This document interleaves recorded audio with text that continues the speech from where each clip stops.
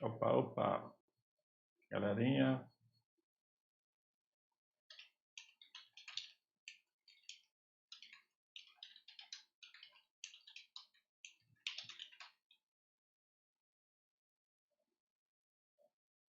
Opa, beleza, Álvaro? Pode me confirmar o áudio aí, cara? Se tá ok? Por favor?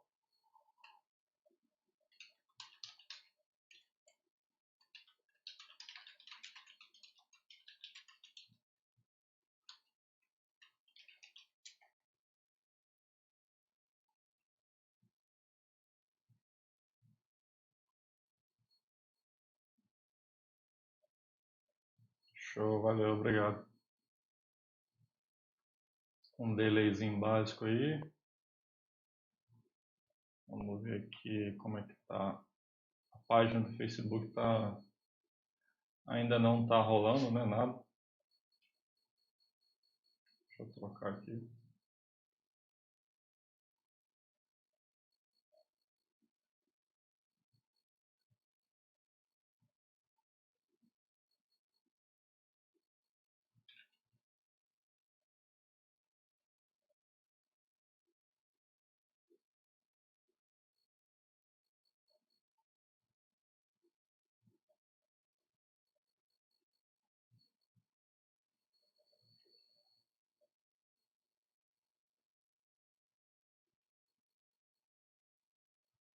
Beleza, vamos só aguardar aqui. Ficar olhando pra cara do Zuckerberg aqui. Eu também, cara. Vamos ver, né, se Quest Pro, Quest 3 aí, o que vai rolar. Tem gente falando que é começo do ano que vem, né, que pode lançar. Vamos ver.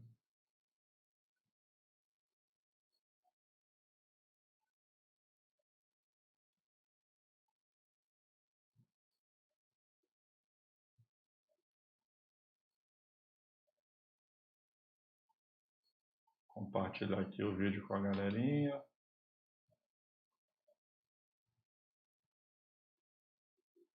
Deixa eu ver se eu coloco uma musiquinha de fundo para não ficar muito entediado também, né? Vamos lá, audio input.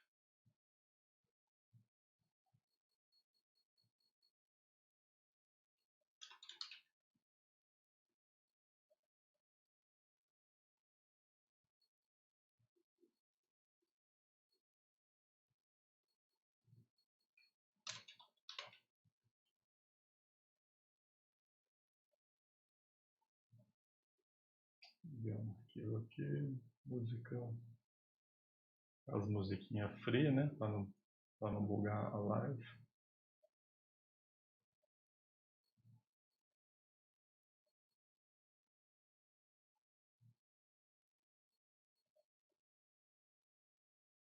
Vamos que vamos, mais 24 minutos.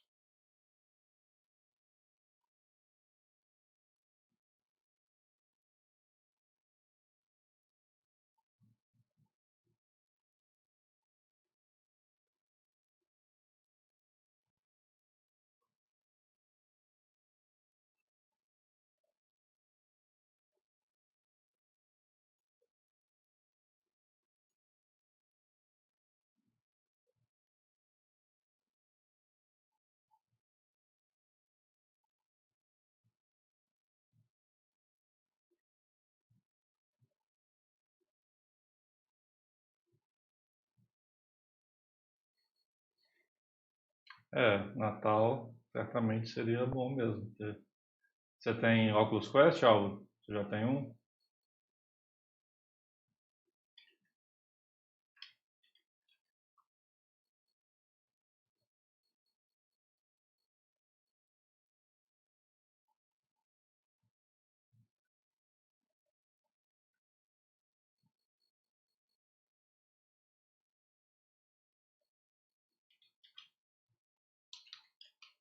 Show. Quest 2 ou Quest 1? Deve ser o 2, né? Provavelmente, né?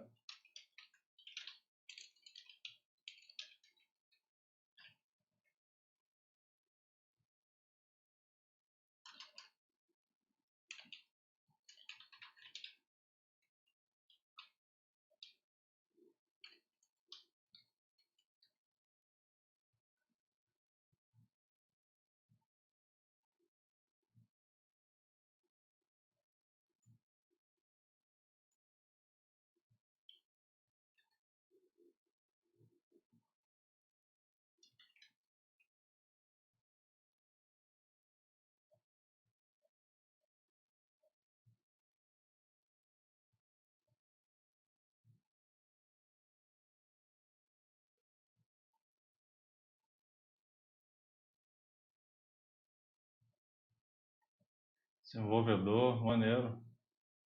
Trabalha com Unity ou Unreal?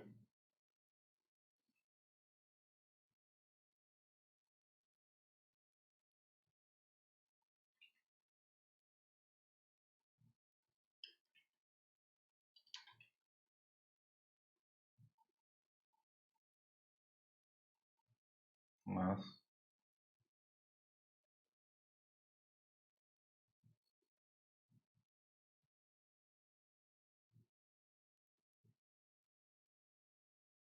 tem uns VR e tudo, então.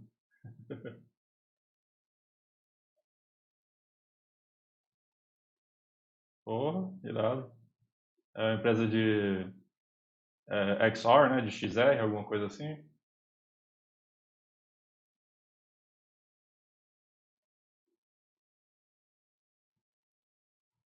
Vamos ver aqui o que o Zuki tá. Tem nada ainda aqui de live. Tem um somzinho aqui. XR, né? De XR, alguma coisa assim.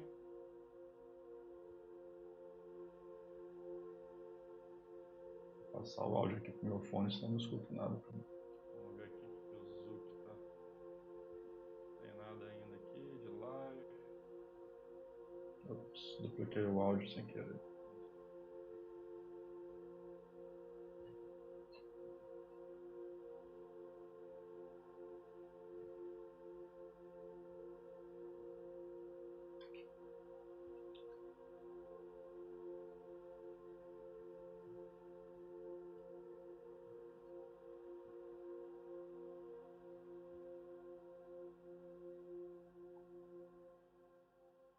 Vale, porra, bacana. Fala aí, Keno. Ô, viajante, bem-vindo, cara. Estamos só esperando aqui liberar aqui, né, a live em si, né, ou um countdown, alguma coisa pra gente já entrar aqui.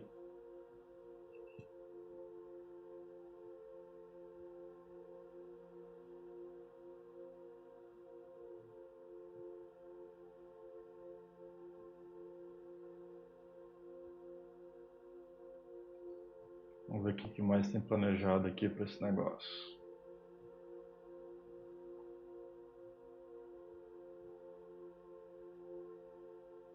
Diversidade para o seu aplicativo. Building Accessible Future in VR, criando um futuro acessível em VR. Tudo que você precisa para o desenvolvimento do Quest em um lugar. Você tem alguma coisa pública, ou Álvaro, que você já fez? Alguma coisa assim?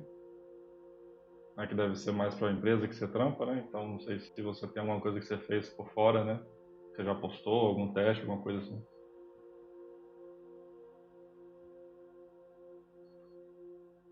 Aproveitando aqui, acho que eu tenho uns vídeos aqui de uns testes que eu já fiz tentando fazer jogo de carrinho de rolimã. Deixa eu ver se eu pego um vídeo aqui.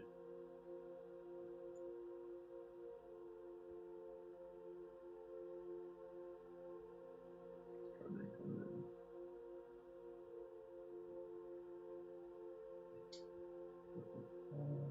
VR Project aqui, eu achei. Deixa eu ver um que está mais atual.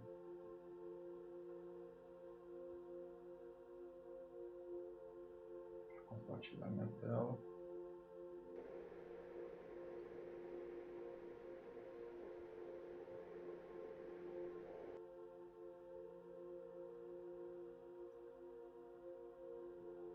Só trocando aqui para compartilhar minha tela ao invés de compartilhar só display. Ok. Aqui, deixa eu voltar aqui. Isso aqui eu estava fazendo ano passado. É só um teste que eu estava fazendo, desenvolvendo, né, testando, tentando aprender mais. Eu já trabalhei com Unity desenvolvimento mais coisa de interface. Aí eu estava testando fazer um joguinho estilo aquele VR Worlds do PlayStation, né, que tinha o VR Lude, né, que tinha de movimento assim. Aí eu tava gravando os vídeos e compartilhando com os devs aqui do Espírito Santo, né? Trocando uma ideia com os caras.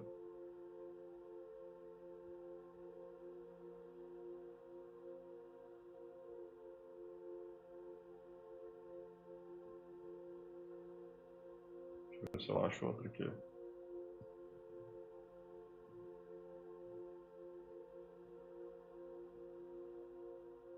Esse aqui é engraçado, quando eu comecei a testar inteligência artificial. Fala aí, Rodolfo. Bem-vindo aí, cara. Tudo bem? Esse segundo teste aqui é o testando inteligência artificial, né? Já está um pouco mais avançado o mapa. Assim, os pontos, né? Os checkpoints da inteligência artificial burrona, né?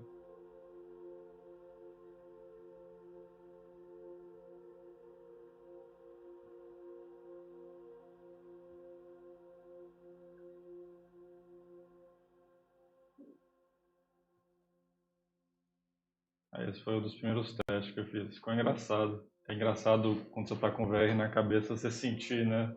Aquele boneco do seu lado ali, você tentando ultrapassar ele.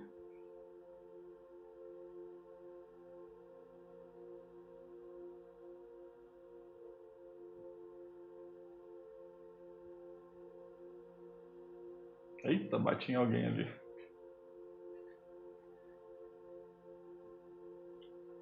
Esse teste aqui foi para PC, tava fazendo no PC mesmo.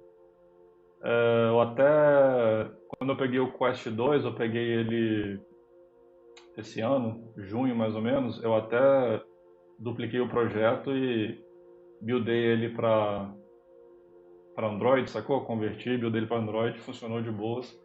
Só que desde novembro do ano passado que eu não trabalho mais nesse projeto, sacou? Que eu troquei de empresa ano passado, né, mais ou menos novembro, dezembro. Aí depois que eu troquei de empresa, eu meio que dei uma parada. Eu trabalhava numa empresa de desenvolvimento de jogos aqui do Espírito Santo, chamada Mito Games. Deixa eu atualizar essa página aqui, né? Sei lá se esse negócio está ao vivo.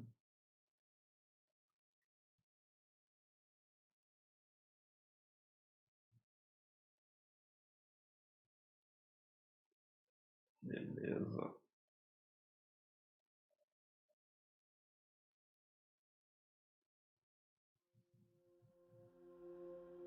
Vou dar uma verificada aqui se tem alguém conseguindo assistir alguma coisa, né? Porque por enquanto eu não consigo ver nada.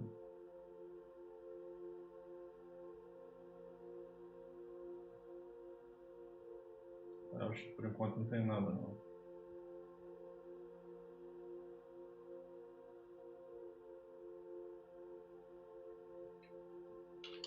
Vamos ver aqui no canal da Oculus.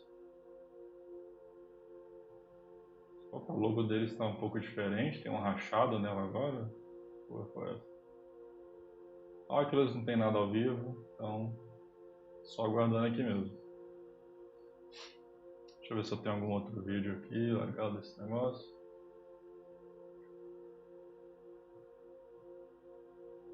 Teve um vídeo que eu...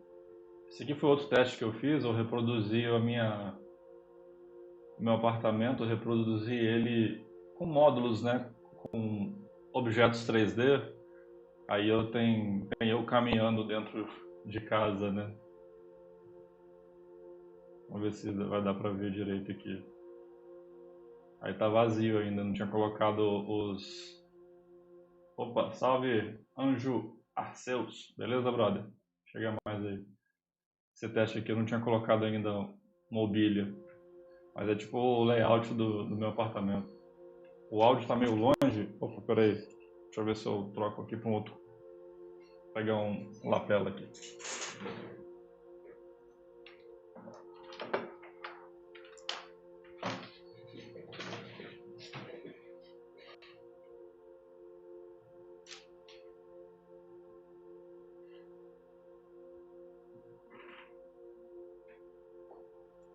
Pegando um miczinho de lapela, deixa eu trocar ele aqui.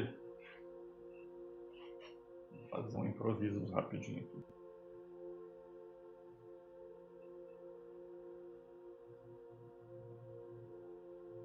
vazar meu mic e vou trocar, tá bom.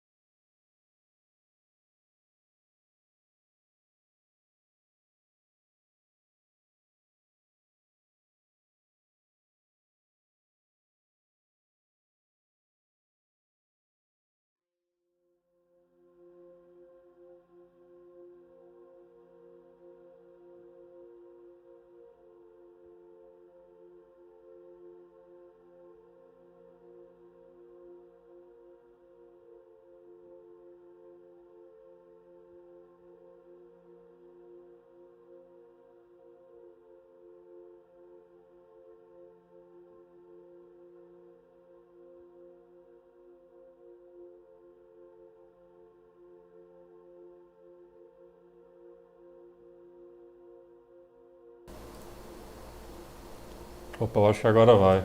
Que ele não estava habilitado para sair no feed.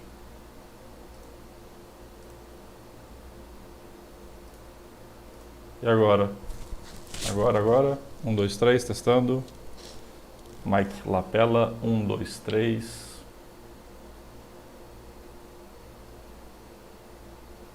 Zuki.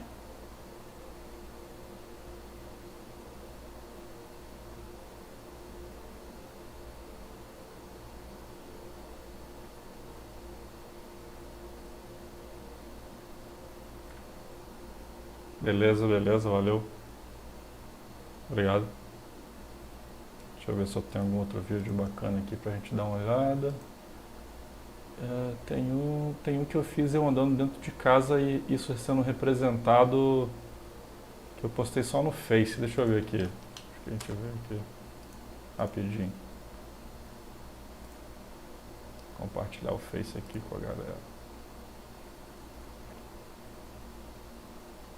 Tem um vídeo aqui que eu fiz. Ah, esse aqui, ó. Deixa eu baixar um pouquinho aqui. Só pra...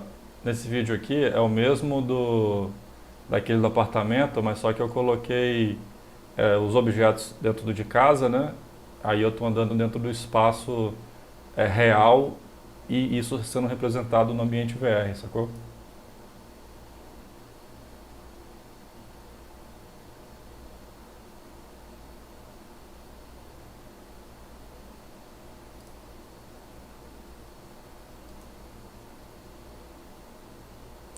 Valeu, Rodolfo. Valeu, obrigado aí. O áudio tá 100%, show de bola.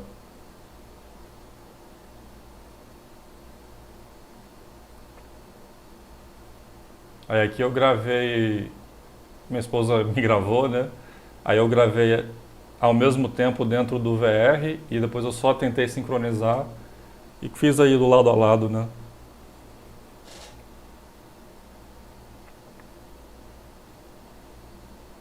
Só um testezinho de zoeira, né? Testando as coisas no Unity mesmo.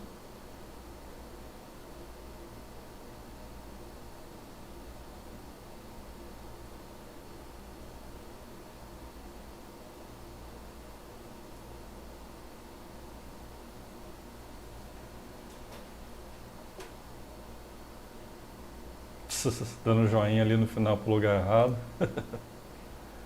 Show.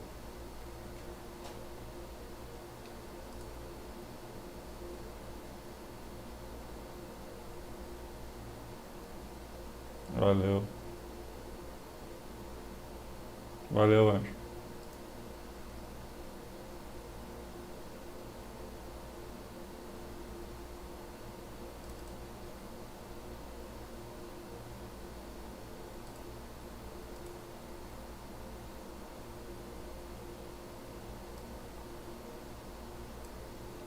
Cinco minutinhos, nada ainda, né? Tô dando uns refresh aqui pra ver o que vai rolar. O... Fala, Rafa, beleza, mano? Joia? Bem-vindo aí, pô, galera. Rafa aí, faz aí o conteúdo sobre PlayStation VR. Valeu. Obrigado por ter passado aí. Só aguardando aqui.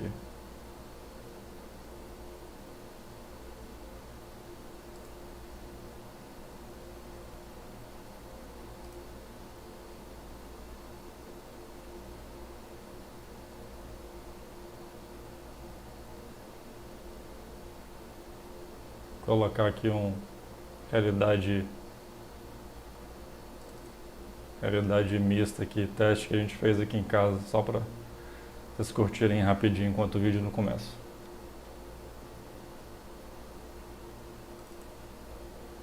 Não ficou muito bem, né? Não sei se dá para perceber, não ficou muito bem posicionado os controles, né? O alinhamento dos controles.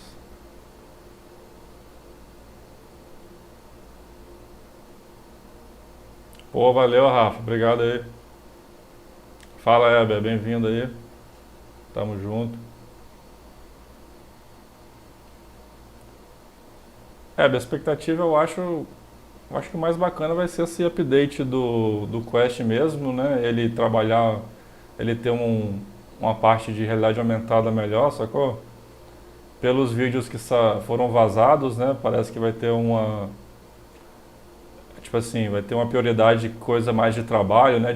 Talvez de home office, né? Já que tá todo mundo aí trabalhando todo mundo não, né? Muita gente trabalhando de casa, né? Talvez tentar melhorar esse trabalho, né? De não só ficar olhando para Google Meet, né, toda hora e talvez tenha uma interação mais pessoal, esse tipo de coisa assim. Eu pessoalmente eu trabalho de home office, né, na empresa onde eu tô e às vezes eu entrei durante a pandemia na empresa, então às vezes eu não conheço ninguém pessoalmente de lá, sacou? Foi tudo virtual. Cara, eu acho que Pro, a Anjo, o Anjo perguntou se é Quest Pro ou Quest 3? Eu acho que Pro, porque não vai ter um salto tão grande assim eu acho, né? De tecnologia, porque ele já teve um salto ano passado, né? Ele vai dar outro salto já em um ano rápido assim, depois de um ano. Eu acho que talvez um Quest Pro, né? Tipo Rift, você vê um Rift S, né? Eles não fizeram um Rift 2, não foi um salto tão grande para declarar uma nova versão.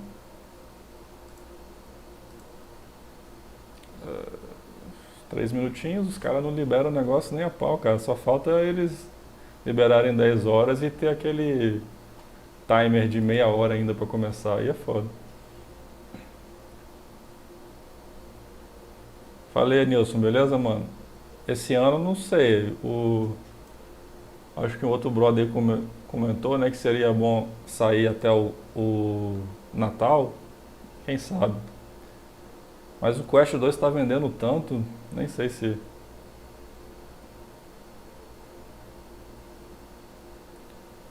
Nem sei se eles estão perdendo, né? Eles já estão ganhando pra caramba. Na verdade, se eles anunciarem pro Natal, todo mundo vai parar de comprar agora, né? Pra poder comprar depois. Sei lá.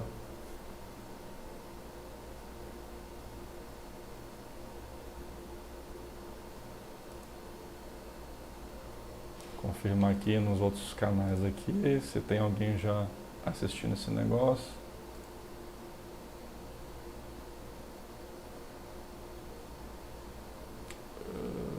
Tem alguém que consegue ver algum tipo de imagem, pelo que eu tô vendo aqui. Unlock set 10. Ué.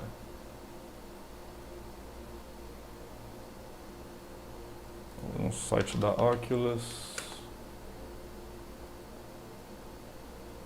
Oculus não tá streamando.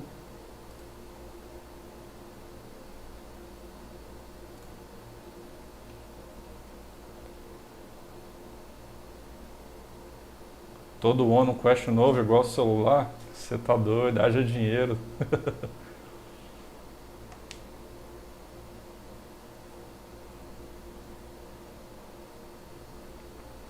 Galera, vocês estão vendo o feed de vídeo em algum lugar? Você sabe se tem algum outro lugar que tem? Eu entrei aqui no... Deixa eu entrar no Facebook, se ele tá tendo alguma coisa aqui.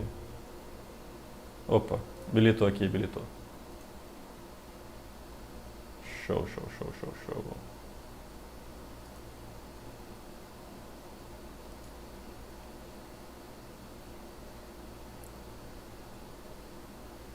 Tava na...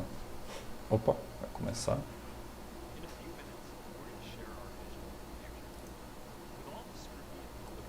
Some of you might be wondering why we're doing this right now. The answer is that I believe that we're put on this earth to create. I believe that technology can make our lives better, and I believe that the future won't be built on its own. It will be built by those who are willing to stand up and say, this is the future we want, and I'm going to keep pushing and giving everything I've got to make this happen. Now, I know that some people will say that this isn't a time to focus on the future. And I want to acknowledge that there are important issues to work on in the present. There always will be. So for many people, I'm just not sure there ever will be a good time to focus on the future. But I also know that there are a lot of you who feel the same way that I do. We live for what we're building, and while we make mistakes, we keep learning and building and moving forward. So for all of you who share these values, I dedicate today to you. In my mind, you're the heroes in our society who push the world forward. And as long as I'm running this company, I will do my best to celebrate this spirit and absolutely go for it.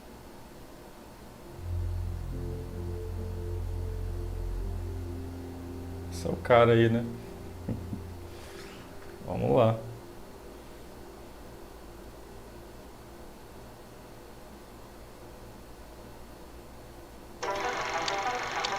We always ask, where is the future going to take us? But the real question is, where are we going to take the future? Trailerzinho. There are no closed doors, no walls.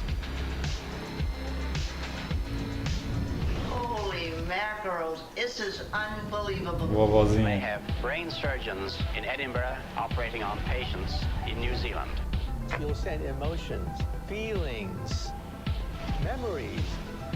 Imagine a world where we are represented the way we want to be. Ixi, tá falando do metaverso. O cara falou, imagine um mundo que a gente é representado da forma que a gente quer ser representado, né? You know, in the future, it just feels like long distance won't be so distant. There's a big frontier. Where do you want to go?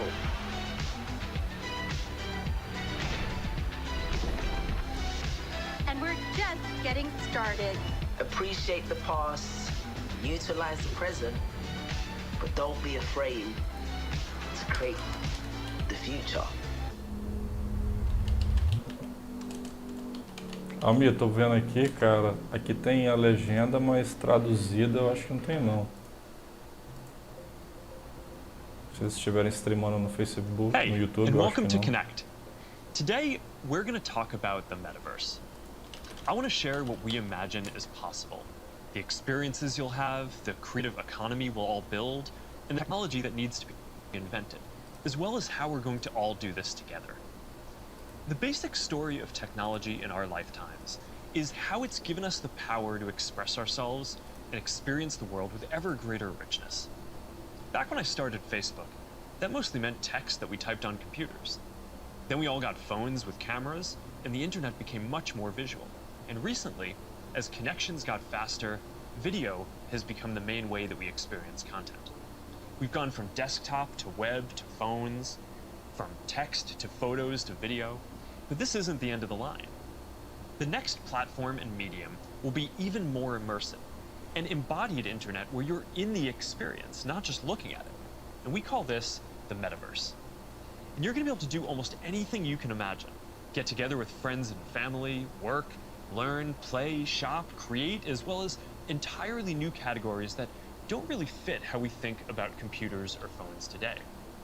Now, since we're doing this remotely today, I figured let's make this special. So we've put together something that I think is really going to give you a feeling for what this future could be like. We believe the Metaverse will be the successor to the mobile internet. We'll be able to feel present, like we're right there with people, no matter how far apart we actually are. We'll be able to express ourselves in new, joyful, completely immersive ways, and that's going to unlock a lot of amazing new experiences.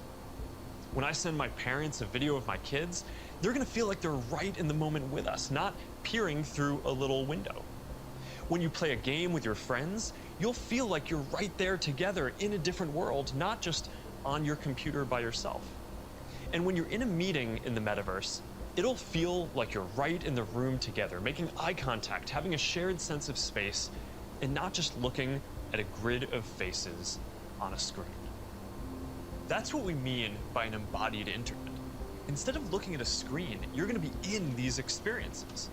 Everything we do online today, connecting socially, entertainment, games, work, is going to be more natural and vivid. This isn't about spending more time on screens. It's about making the time that we already spend better. Screens just can't convey the full range of human expression and connection. They can't deliver that deep feeling of presence. But the next version of the internet can. That's what we should be working towards. Technology that's built around people and how we actually experience the world and interact with each other. That's what the Metaverse is all about. Now, the best way to understand the Metaverse is to experience it yourself, but it's a little tough because it doesn't fully exist yet. Some of the basic building blocks are here though, and others are starting to emerge as we speak. We're starting to get a sense of how it could all come together and what it could feel like. So today we're going to do something a little bit different. Rather than just focusing on this year's products like a normal keynote, we're going to talk about the future. So let's start by exploring what different kinds of Metaverse experiences could feel like, starting with the most important experience of all, connecting with people. Epa. Vamos pro digital, hein? Imagine you put on your glasses or headset and you're instantly in your home space. It has parts of your physical home recreated virtually, it has things that are only possible virtually, and it has an incredibly inspiring view of whatever you find most beautiful. Realidade mistazinha. Hey, are you coming? Yeah, just gotta find something to wear.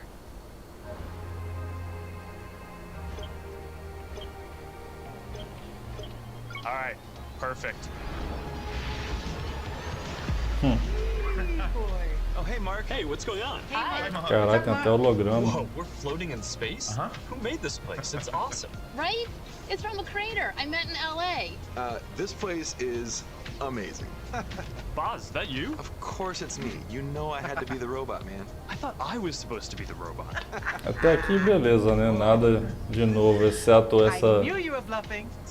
Exceto esse holograma aí. Where is Naomi? Let's call her. Naomi. Hey, should we deal you in? Hey, sorry I'm running late, but you gotta see what we're checking out. There's an artist going around Soho hiding AR pieces for people to find. 3D street art? That's cool. Send that link over so we can all look at it. Todo mundo de óculos. Andando na rua, carro passando por I cima. love the movement. Wait, it's doido. disappearing. This is amazing. Hold on, I'll tip the artist and they'll extend it. Wow. Brilliant. If you guys like it here, I have another room that you're gonna love. Check out this forest room. Huh, let's see it. Koi fish that fly? That's new. This is wild.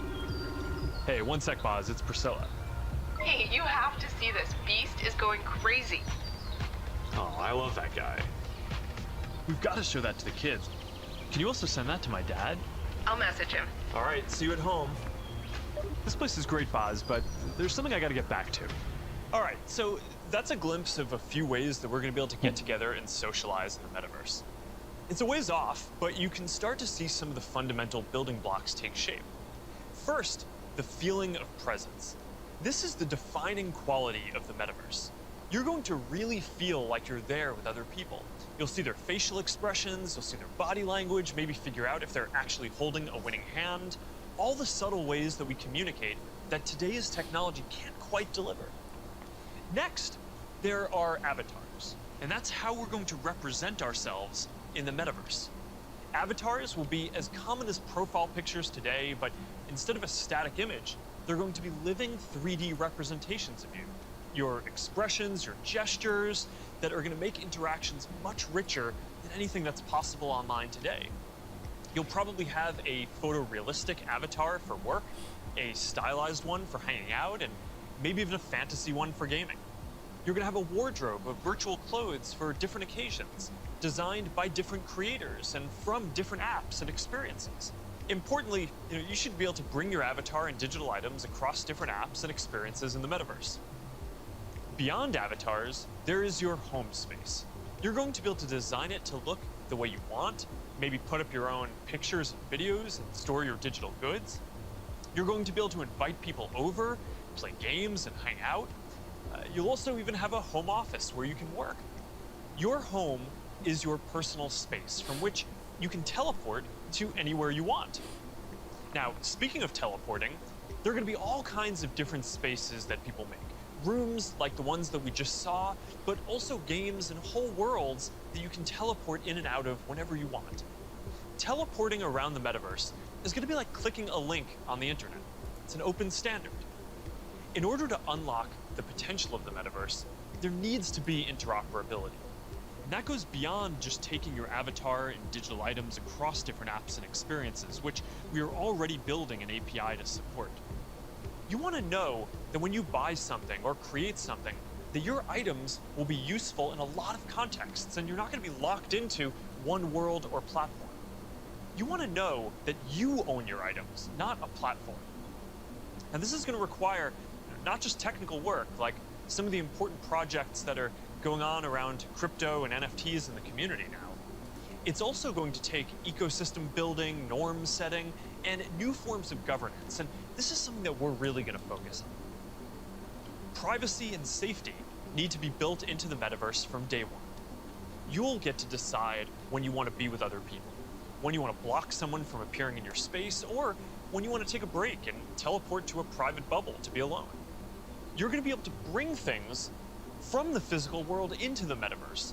Almost any type of media that can be represented digitally, photos, videos, art, music, movies, books, games, you name it. Now, lots of things that are physical today, like screens. Valeu, Romy. Pô, obrigadão aí, parceiro. You won't need a physical TV. It'll just be a $1 hologram from some high school kid halfway across the world. Obrigadão aí. And you'll be able to take your items and project them into the physical world as holograms in augmented reality too. You're going to be able to move across these different experiences on all kinds of different devices, sometimes using virtual reality so you're fully immersed, sometimes using augmented reality glasses so you can be present in the physical world as well, and sometimes on a computer or phone so you can quickly jump into the metaverse from existing platforms. There are going to be new ways of interacting with devices that are much more natural. Instead of typing or tapping, you're going to be able to gesture with your hands, say a few words, or even just make things happen by thinking about them. Your devices won't be the focal point of your attention anymore. Instead of getting in the way, they're going to give you a sense of presence in the new experiences that you're having and the people who you're with. And these are some of the basic concepts for the metaverse. And while this may sound like science fiction, we're starting to see a lot of these technologies coming together. In the next 5 or 10 years, a lot of this is going to be mainstream. And a lot of us will be creating and inhabiting worlds that are just as detailed and convincing as this one on a daily basis. So even though it's still a long way off, we're starting to work on some of these foundational concepts today. Horizon is the social platform that we're building for people to create and interact in the metaverse. One part of this is Horizon Home, which is our early vision for a home space in the metaverse. Horizon Home is the first thing that you'll see when you put on your Quest headset. Today, there are already a bunch of options to choose from, and in the future, anyone will be able to create one. We've just called it home until now because já faz coisas similares, VR chat, né? Soon, we're going to be introducing a Isso social já existe, version né? of O que ele home, tá falando where you aqui. can invite your friends to join you as avatars. You'll be able to hang out, watch videos together, and jump into apps together. Then, there is Horizon Worlds, which is where you can build worlds and jump into them with people. Horizon is designed to make it possible for everyone to create. And we're already seeing people build some really interesting experiences, from creating new games together to throwing surprise parties in VR that family and friends around the world can join. Ready Player One, we started rolling out Horizon Worlds in beta last year, and we're adding more people and more worlds every day. And we also just launched Horizon Workrooms earlier this year for collaboration. Esse Horizon Worlds, Beyond Horizon, acho que no Brasil ninguém tem making it acesso. easier to communicate with your friends across different layers of reality. This year, we're bringing messenger calls to virtual reality. You're going to be able to invite your friends to a messenger call, and soon you'll be able to explore somewhere together or join a game. Now, these are the kinds of tools that need to get built so that you can jump into the metaverse with your friends from anywhere. And they're going to unlock some pretty amazing experiences. Now, let's move on from some of these basic concepts and people just connecting to a completely different set of experiences around entertainment and gaming. Bora lá.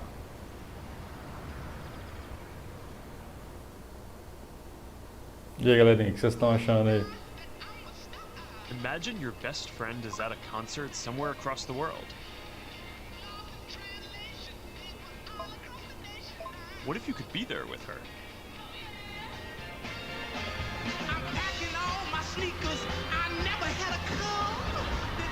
Caraca.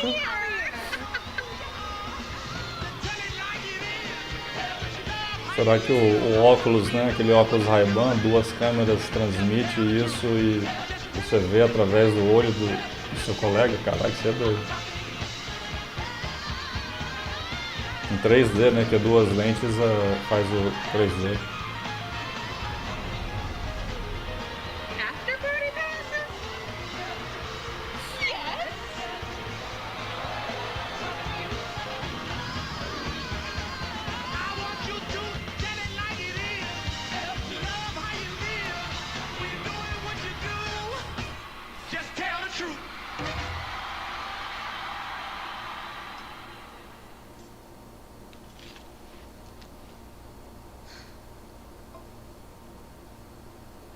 Jumping in now.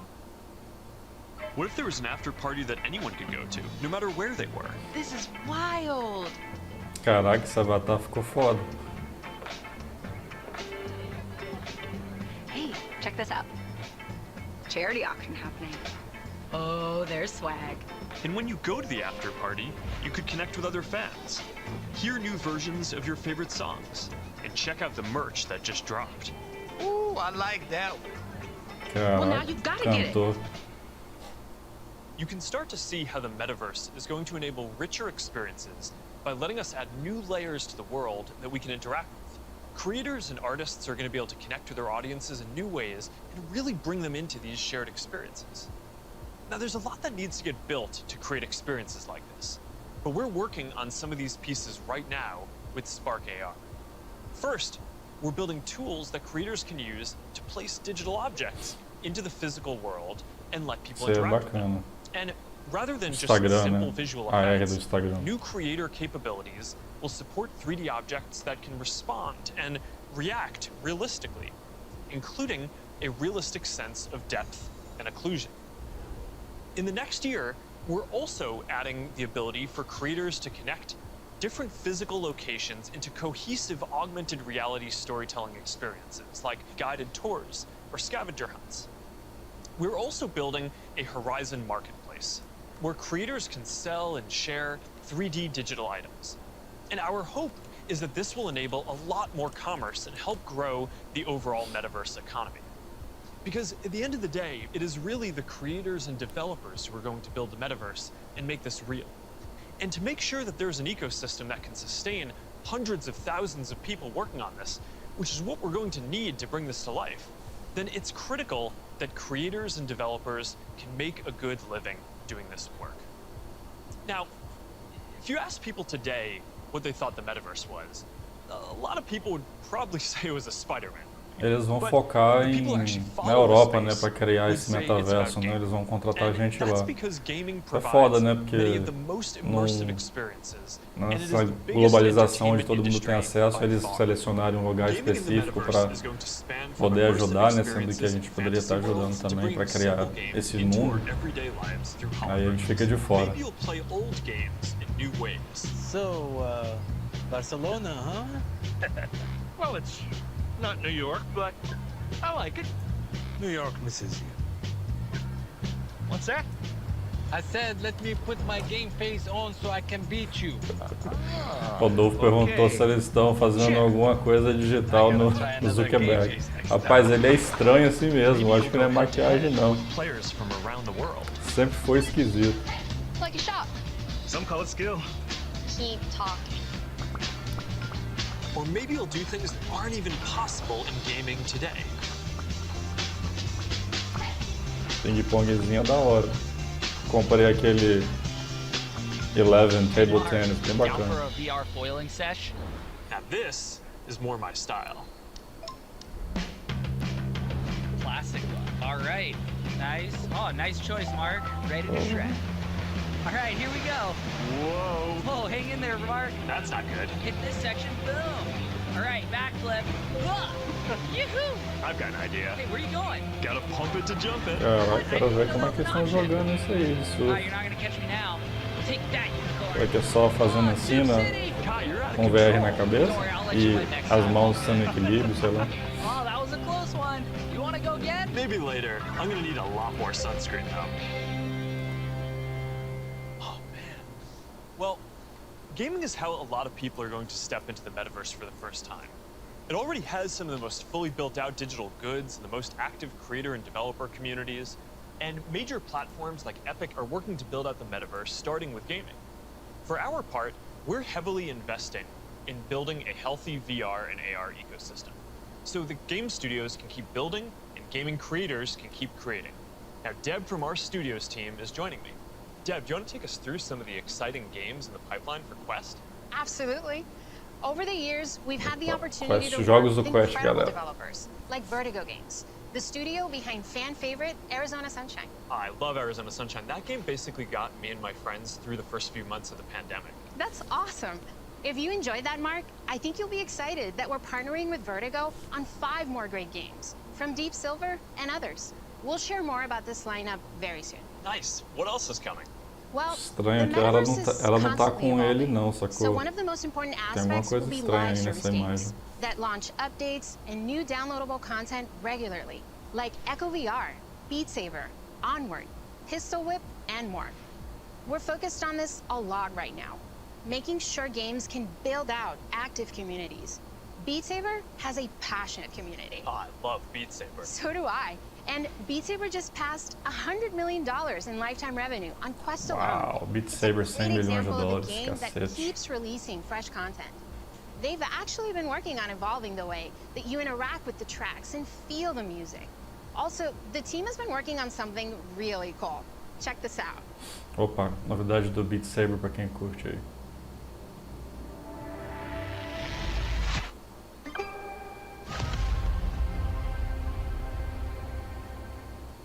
I can't wait to play this. And they keep partnering with incredible artists to release new music packs all the time. Did you play Eu the talvez não Billie Eilish music pack entendi last month? a espada, né? Se alguém sabe aí se aquela espada significa alguma coisa. Well, they have a great lineup of artists for 2022. And there's one more epic surprise before the end of the year. So stay tuned. Okay, have you played Population 1? I mean, yeah, I love the game so much that... For those who haven't, Population 1 is a thrilling battle royale that is only possible in VR. Since its launch at Connect last year, it has become one of the highest earning games on Quest and the biggest multiplayer FPS on the platform. You can have up to 24 people in at once for a match. We're super excited to keep launching big updates, like an all-new autumn event later in November and a winter wonderland update in December. Population 1.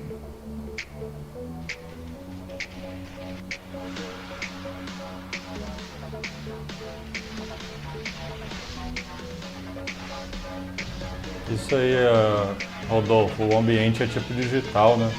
Tá estranho mesmo. A moça que tava conversando com ele, ela não tá ali. Aí, o que ela tava olhando não tava alinhando na posição dele, sacou? Tava meio estranho. Population 1 eu nunca joguei, mas parece ser divertido pra caramba.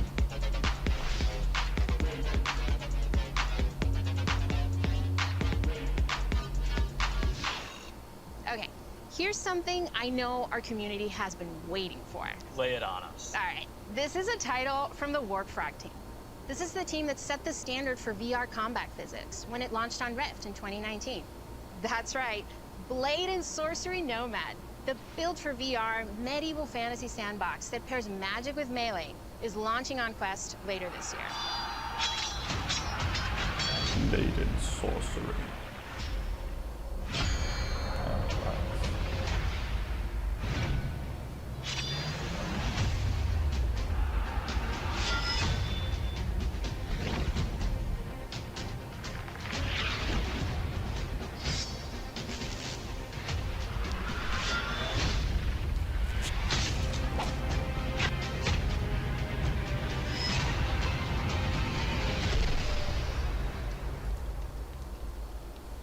For more gaming Oculus updates, Quest look 2. out for the 2022 Oculus Gaming Showcase. It's going to be loaded with news you won't want to miss. But Mark, I believe you have some news for us as well. Yeah, you know, I have to say, it's really impressive to see this lineup come together over the last few years, but there's one project that I'm really looking forward to. Yeah, this is one of the all-time greats, and we've been working for years to bring it to Quest. I'm excited to announce that the Rockstar Games classic, Opa. Grand Theft Auto San Andreas, is in development for Quest 2. Caralho. This new version of what I think is one of the greatest games ever Agora made sim, galera. will offer players an San entirely new Andreas way no to Quest, experience this mano. iconic Caraca, em world VR, of virtual doido. reality. That's it, Mark. I'm moving to the Doido. Metaverse. All right, thanks, Deb. This is going to be amazing. Now, a lot of the most interesting Já games recebeu out there take update, né, advantage de of how you can qualidade move aí, a around gente viu physically. semana Being able to passada, look anywhere, retrasada, né, really, lançaram it's just a fundamentally os 3 different jogos experience from novos, staring at a screen. remasterizados. This quality of being physically embodied and able to interact with the world and move around inside it, you know, that opens up some completely new experiences that didn't really make sense before on 2D phones or computers. And one example that we are seeing take off is fitness. And speaking of that, I think it's time for my workout. A lot of you are already using Quest to stay fit. It lets you work out in some completely new ways. It's kind of like a Peloton, but instead of a bike, you just have your VR headset, and with it you can do anything from boxing lessons to sword fighting to even dancing.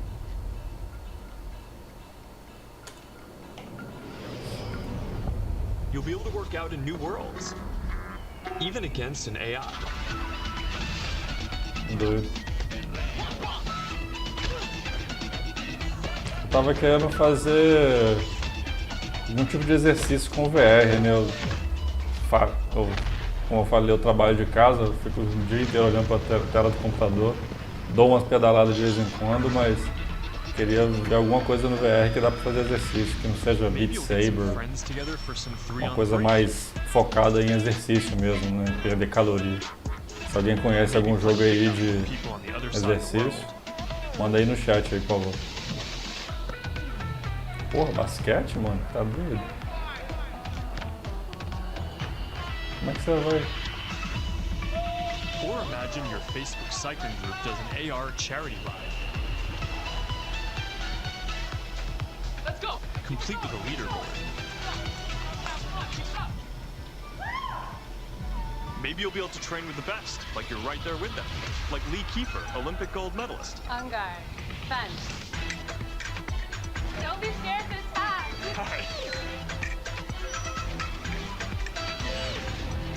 You seem like a natural. Whoa.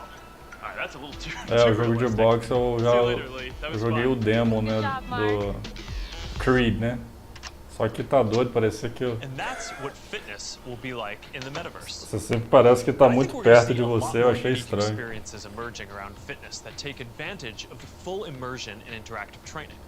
Speaking of which, Supernatural just added boxing to its lineup. FitXR has new fitness studios coming next year. And Player 22 by Rezel, which is currently used by pro athletes, is adding guided and hand-tracked bodyweight exercises soon. Tem que ver desses aí. We're making a fitness accessories pack that makes Quest 2 more comfortable, with controller grips for when things get a bit intense, and a facial interface that you can wipe the sweat off of, making your sessions more comfortable. Cordinha ali. And that's all coming Isso aí a next gente year. já tem, parceiro. But enough with the fun and games. It's time for everyone's favorite: work. Over the last year and a half, a lot of us who work in offices have gone remote. And while I miss seeing the people I work with, I think remote work is here to stay for a lot of people. So we're going to need better tools to work together. Let's take a look at what working in the metaverse will be like. Imagine if you could be at the office without the commute. You would still have that sense of presence, shared physical space, those chance interactions that make your day all accessible from anywhere. Now imagine that you have your perfect work setup and you can actually do more than you could in your regular work setup. And on top of all that, you can keep wearing your favorite sweatpants. Looking good. Engraçado que os exemplos de trampo é sempre uma coisa assim bem legal, né? Arquiteto, designer. Nunca é trabalho tosco assim que você tem que fazer. Call center da vida. Let's jump in. Hi. Hey. So what do we think?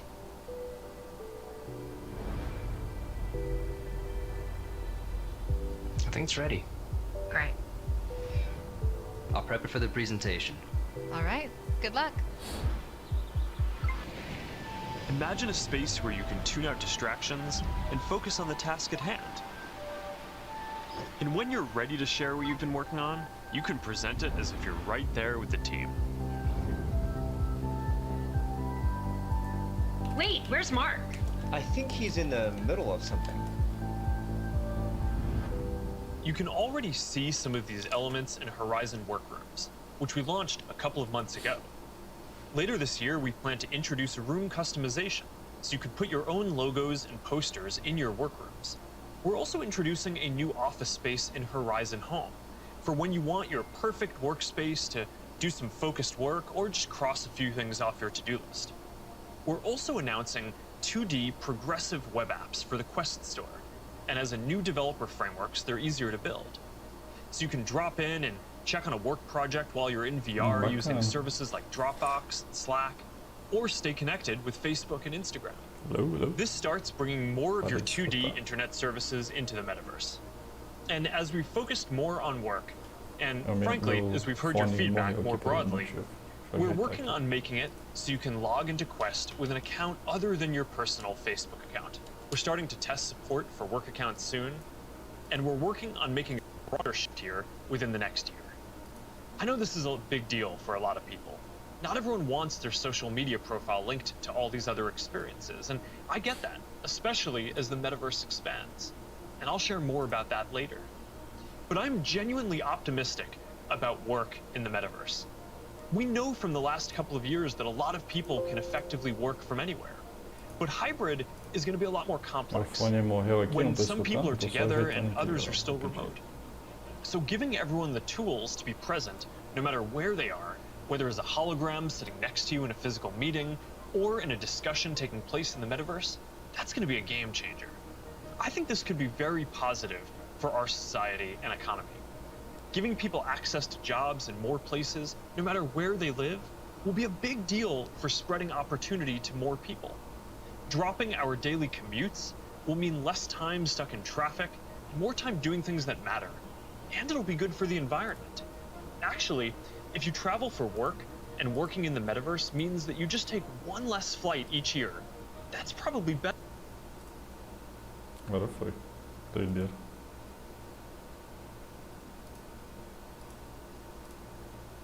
Like the ability to teleport places with people and interact around shared projects in virtual space.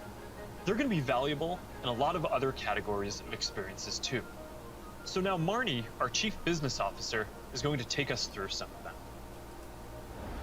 Thanks, Mark. We'll see you in a minute. What if you could learn about anything in the world just by bringing it closer to you? So, we're gonna have an astrophysicist in the family. Actually, I have to write this paper. Will you help me? Let's take a closer look.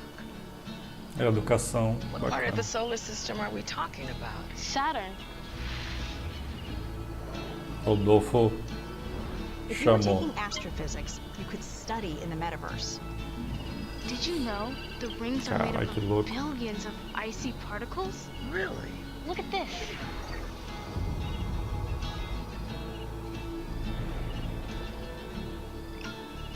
You ready No to do momento é that tudo paper now, conceitual, right? né? Yeah. Tudo. Tem nada, não tá mostrando nada assim concreto, real mesmo.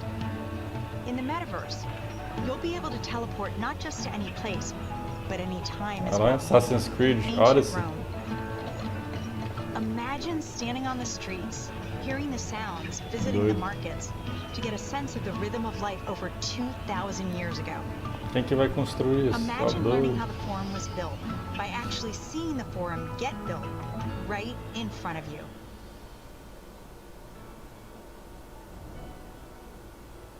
Hi everyone, I'm Marnie Levine. In the metaverse, learning won't feel anything like the way we've learned before. With a headset or glasses, you'll be able to pull up schematics if you're studying, or maybe even the service manual for a vehicle you're learning to repair. Let's say you're a med student or a doctor. With apps like OSO VR, you can learn new techniques in surgery firsthand, practicing until you get it right. Or, if you're studying Earth science, you could swim through the Great Barrier Reef. Get up close to Earth's mightiest insects with your instructor, David Attenborough, whose VR documentary is playing now in Oculus TV. Os documentários desse cara é muito foda. Intrigue, a world of wonder. Oculus TV, tem que ver isso. Hidden to the human eye. Explore the extraordinary world of Micro Monsters anotar 3D. aqui. With me, David Attenborough. This is just one of the ways we're going to learn in the future. But in order to get there, we're going to need to help build the skill sets of the people who build these experiences. So we're setting aside $150 million to train the next generation of creators to build immersive learning content and increase access to devices. And to help more creators make a living building AR effects using Spark AR, we're going to establish a professional curriculum and certification process, make it easier to monetize, and put our Spark AR curriculum on Coursera and edX. Thanks, Marnie. So that's a glimpse of the kinds of experiences that you might have in the metaverse. From connecting with friends, to gaming and entertainment, to work and education, and creation and commerce. Now, let's talk about how Carai, criar creators and uma aula developers are VR, going to hein? build all Isso é uma of this, trabalheira and da about the desgrama. economy that we all need to create. The last few years Udemy have been humbling for me and VR, our né? company in a lot of ways. One of the main lessons that I've learned is that building products isn't enough. We also need to help build ecosystems so that millions of people can have a stake in the future, can be rewarded for their work, and benefit as the tide rises, not just as consumers, but as creators and developers. But this period has also been humbling because as big of a company as we are, we've also learned what it is like to build for other platforms. And living under their rules has profoundly shaped my views on the tech industry. Most of all, I've come to believe that the lack of choice and high fees are stifling innovation, stopping people from building new things, and holding back the entire internet economy. We've tried to take a different approach.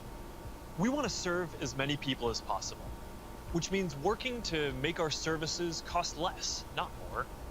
Our mobile apps are free, our ads business model is an auction which guarantees every business the most competitive price possible. We offer our creator and commerce tools either at cost or with modest fees to enable as much creation and commerce as possible. And it's worked. Billions of people love our products. We have hundreds of millions of businesses on our platform, and we have a rapidly growing ecosystem and a thriving business. That's the approach that we want to take to help build the metaverse too. We plan to continue to either subsidize our devices or sell them at cost to make them available to more people. We'll continue supporting sideloading and linking to PCs so consumers and developers have choice, rather than forcing them to use the Quest store to find apps or reach customers. And we'll aim to offer developer and creator services with low fees in as many cases as possible, so we can maximize the overall creator economy, while recognizing that to keep investing in this future, we'll need to keep some fees higher for some period to make sure that we don't lose too much money on this program overall. After all, while a growing number of developers are already profitable, we expect to invest many billions of dollars for years to come before the metaverse reaches scale. Our hope, though, is that if we all work at it, then within the next decade, the metaverse will reach 1 billion people, host hundreds of billions of dollars of digital commerce, and support jobs for millions of creators and developers. We'll try to lay out how some of this commerce model will work, but I also want to be upfront about the fact that there's a ton that we just don't know yet. What I can tell you, though, is that we are fully committed to this. It is the next chapter of our work, and we believe for the internet overall. And our strategy and track record show that we will do everything we believe is sustainable to grow the community, the creator economy, and the developer ecosystem. And to tell us more about all of that, here's Vishal, our head of Metaverse products. Thanks, Mark. As you said, our approach is to serve as many people, creators, and businesses as we can by keeping fees as low as possible and offering choice. Quest Pro, Quest 3? We have been investing in commerce and creators for many years. 40 Let me minutos take a já. moment and explain how this will all come to life in the metaverse. For people, the metaverse will offer more choice than we've ever seen before. And most importantly, there will be a real sense of continuity where the Eles things vão you trocar buy o nome are também, né? always Tinha available. esquecido disso. Today, much of what you buy on the internet is inside a single app, website, or game. You might buy a custom skin for your gaming avatar, but you can't take it with you when you move to a new space. In the physical world, that would be the equivalent of buying your favorite sports team's jersey and never be able to wear it outside the stadium. In the future, you will be able to buy digital clothes for your avatar and then wear them into the metaverse more broadly. For creators, our goal is to provide a way for as many creators as possible to build a business in the metaverse. One thing we've learned from today's digital platforms is that we can't artificially limit innovation. We need to enable as many different types of creators as possible to unlock the best ideas. There will be many different kinds of creators in the metaverse. Creators who make digital objects, creators who offer services and experiences, and those who build entire worlds like game creators do today. We also want creators to have the biggest possible audiences. If a creator designs a signature effect to surround avatars, their fans should be able to buy it and then visit different spaces to show it off to their friends. Frankly, if a creator builds any experience, all of their fans should be able to enjoy it. Businesses will be creators too, building out digital spaces or even digital worlds. They'll sell both physical and digital goods, as well as experiences and services. And they'll be able to use ads to ensure the right customers find what they've created. Speaking of buying things, we're also exploring new types of ownership models and entitlements to ensure people feel confident that they actually own something. This will make it easier for people to sell limited edition digital objects like NFTs, display them in their digital spaces, and even resell them to the next person securely. In short, the metaverse will remove many of the physical constraints we see on commerce today and make entirely new businesses possible. While this is very exciting, the metaverse is all about co-creating. We're building this together with creators, developers, and entrepreneurs. So today, I've asked Jackie Aina to join me to start a conversation about what might be possible. Jackie is a beauty creator who launched her own lifestyle brand on Instagram called Forever Mood, where she sells candles with scents like cupping season and partners with major brands on makeup drops. O que vocês acham de NFTs, galera? In her space. Vender coisa virtual que só existe no mundo virtual. Totally inspired by you and all the things that you love. Só garante que você é dono, não garante que não seja copiado. Tell me a bit about how you got started in social media. So, rewind back to 2009. As it pertains to like beauty, I would go to like a makeup counter or go makeup shopping, and I always felt rejected, always felt othered. So I got so frustrated that eventually I was like, you know what? Not only am I gonna like not listen to them, but I'm gonna show other people how I'm making it work with my skin tone too. How did you go from creating content, creating videos to a product? You just Opa, have saúde, a pô. brand called Forever Mood. It's huge on Instagram, Instagram shopping. So, Forever Mood was not only a bit of a espirrada love aqui, letter foi mal. to me and my relationship with my mom. That's how we bond, was through fragrance ever since childhood. But it's been doing amazing, and we've actually been getting a lot of support. Jackie, this space is pretty magical, and I know it kind of reflects the stuff you love. Like, tell me a bit about what you love and why this represents you. Okay, so first thing, color is everything. I love pastels. You can see it in the brand. You can see it like a lot of times in what I wear. With the Metaverse, when we're curating collections or even just brainstorming, this would be a great way to like gather us all together and literally kind of create atmospheres and environments and moods to just kind of enhance creativity. And then if I can invite people, it would be like inviting them in my home. You know what I mean? It'd be like Caraca, esse papo tá estendendo I would demais, want tá them to doido. feel some of the things that I feel when I step into my house or when I light my candles. Interacting with people in comments and having a conversation is a way to kind of get your fan excited about interacting with you, but also you feel like you get a connection to your community. Too. Yeah. And so this idea of reaching kind of into the comment section and pulling a fan in and having a conversation is pretty powerful. And, and it humanizes that person on the other end, you know, of that comment. And I think there's a really interesting opportunity to think about Eu também acho, Rodolfo, no começo do da live aqui, o Zuckerberg falou, né, de a gente pegar o tempo que a gente fica na tela do celular e mudar isso para o metaverso. Sendo que hoje a gente está ficando muito tempo já no celular, né? E ele só está querendo mudar isso para o mundo do metaverso. Né? Na verdade, a gente tem que diminuir esse acesso a telas. Né? For Forever Mood, where we would have a room inspired by each scent. And now, anyone from anywhere in the world could come and feel what you just described. Have that feeling, have that sense, really get into that mood. Also, you have your greatest fans, the people that care a lot about you, the ability to reach new customers, use advertising to keep growing your business. You could also drop an exclusive product in the Metaverse, where only available to your most ardent fans who paid special access to get to that product. That's dope. Commerce is going to be a big part of the Metaverse. You'll be able to sell both digital and physical products. The butterfly effect transports us someplace magical.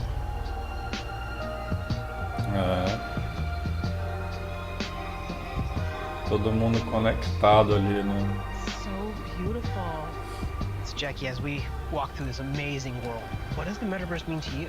I just feel like this is like endless possibilities with my imagination. I can't even begin to imagine how meaningful the Metaverse. Rapaz, os moleques hoje em dia não saem do TikTok. Imagine quando puder interagir virtualmente, não sei o que lá. Você tá doido. There's a lot here to be excited about. Just like the internet today, more people are going to have the freedom to find a business model that works for them, whether that's custom work, tipping, subscriptions, ads, or other monetization tools that may only make sense in the metaverse. Now think about how many people make a living on the internet today. How many of those jobs just didn't even exist a few years ago? I expect that the metaverse is going to open up lots of opportunities for people in the exact same way.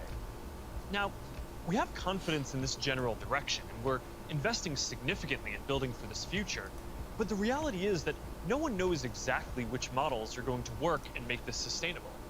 So we're going to approach this with humility and openness, and we're going to work with anyone whose efforts will help bring the metaverse to life. O futuro que ele está propondo está mais ou menos igual essa imagem aqui, né? What kinds of tools we can create Tá to help doido. out. Hey, Boz. I'm still kind of jealous of your robot avatar. Hey man, you gotta have the robot when you're working your dance moves, right? I mean, of course. Look, Mark, we've been working on Facebook Reality Labs for a long time, but we always kept the same vision, which is that we want to build tools that help people feel connected anytime, anywhere. And that vision is what drives us today, to help people get together in virtual spaces. We've come a long way since the early days of VR, thanks to the Esse cara aí developers, desenvolve creators, o who hardware, see the né? potential Vamos to ver se ele vai entertain mostrar and coisa educate. nova para nós. But of course, we still have a lot farther to go. So to keep the pace of innovation moving faster and empower more use cases, we do have a few exciting announcements. Today, we're introducing the Presence platform, which is a broad range of machine perception and AI capabilities that empower developers to build mixed reality experiences on Quest 2. Now, you want to tell us more about the Presence platform? Yeah, we've said before that realistic presence is the key to feeling connected in the metaverse.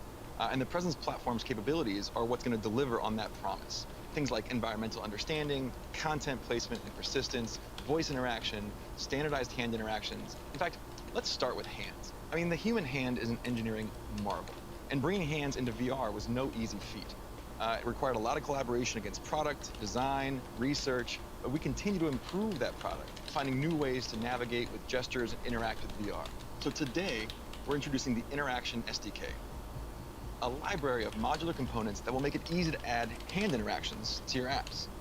That's pretty exciting. Yeah, we really think this is going to help people accelerate the build time for new and existing titles that allow people to use their hands more naturally in more virtual experiences. Now, in addition to hands, there's another exciting interaction space for VR. That's your voice.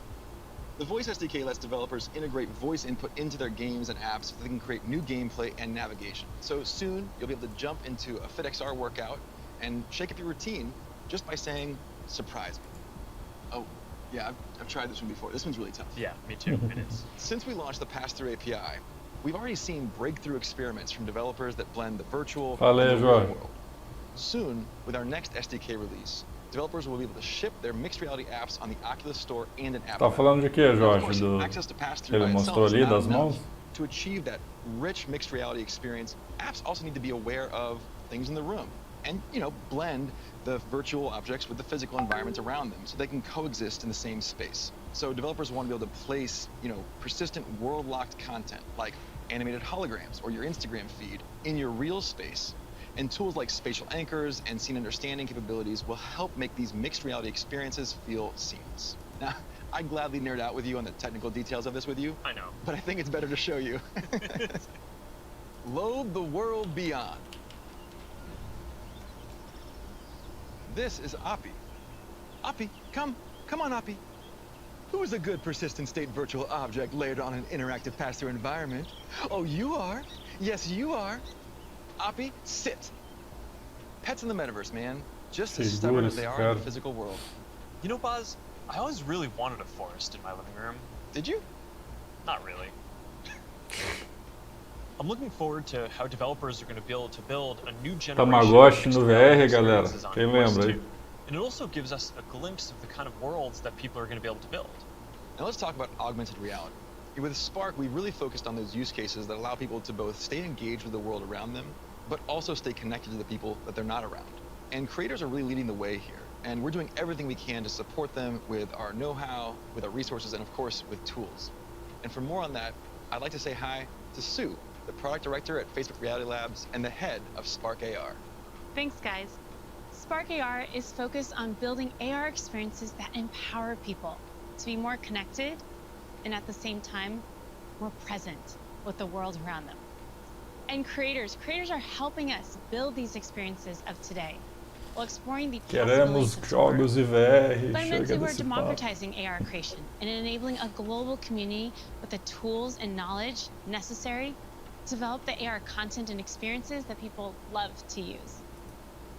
Programs like AR Curriculum enrolled over 22,000 creators in less than a year, and we're adding additional programming to support more advanced creators. And the depth and breadth of content would not be possible without these creators. In 1 week alone, you'll see effects that bring moments like landing on Mars or the launch of a new album to life, all by tapping into everyone's imaginations. We're also powering experiences across Facebook, so imagine playing that AR battleship game from your phone with a friend in the metaverse or on an augmented call. How cool, right? Right now, we have over 600,000 creators in our community with diverse needs and motivations for using AR to engage with their fans and audiences.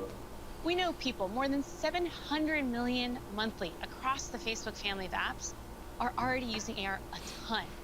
We see over 80 billion effects applied per month, and we want to make it even easier for anyone to find their spark.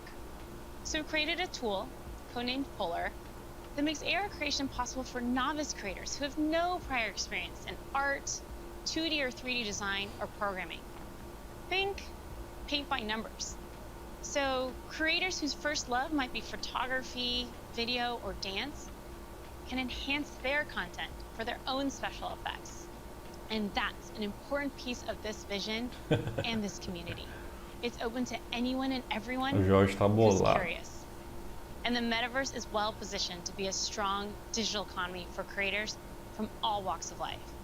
This is primitive to a functioning metaverse. And we want to make sure creators are ready to share their creativity and capitalize on this emerging opportunity from day one. Thanks, Sue. So that's some of the software platform that needs to get built to deliver the metaverse. But there are other important considerations here too. Hey, Nick. Hey, Mark. Hope I'm not interrupting. You got a sec? Have you got Oppie with you? I think Oppie's still in the Jorge, infelizmente o nome da parada agora é Facebook Connect, né? Não é mais Oculus Connect, então vamos ter que esperar. Não, tô ligado, pô, tô ligado. Eu sei que é a transmissão, relaxa, tá de boa. I know you've talked about this a bit already, but people want to know how we're going to do all this in a responsible way, and especially that we play our part in helping to keep people safe and protect their privacy online. Yeah, that's right. This is incredibly important. The way I look at it is that in the past, the speed that new technologies emerged sometimes left policymakers and regulators playing catch-up. So on the one hand, companies get accused of charging ahead too quickly, and on the other, tech people feel that progress can't afford to wait for the slower pace of regulation. And I really think that it doesn't have to be the case this time round, because we have years until the metaverse we envision is fully realized. So this is the start of the journey, not the end. Like I said earlier, interoperability, open standards, privacy, and safety need to be built into the metaverse from day one. And with all the novel technologies that are being developed, everyone who's building for the metaverse should be focused on building responsibly from the beginning. This is one of the lessons that I've internalized from the last 5 years. It's that you really want to emphasize these principles from the start.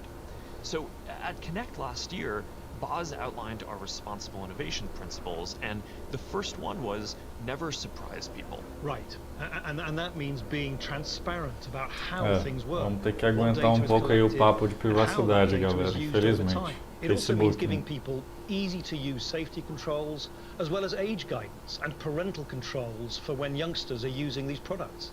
And we're spending a lot of time talking with experts and getting perspectives from outside the company on what we're building, even before we build it. And this is about designing for safety and privacy and inclusion before the products even exist. And one example is what we're doing with Project Aria, our research device that helps inform the AR glasses that we're building. We're also funding external research on this.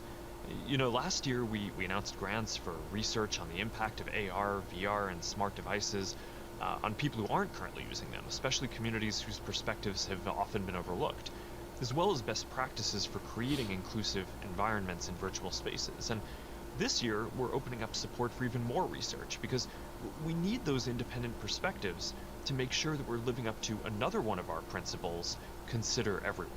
And that point is so important, because this is a collaborative exercise. And in particular, we need to make sure the human rights and civil rights communities are involved.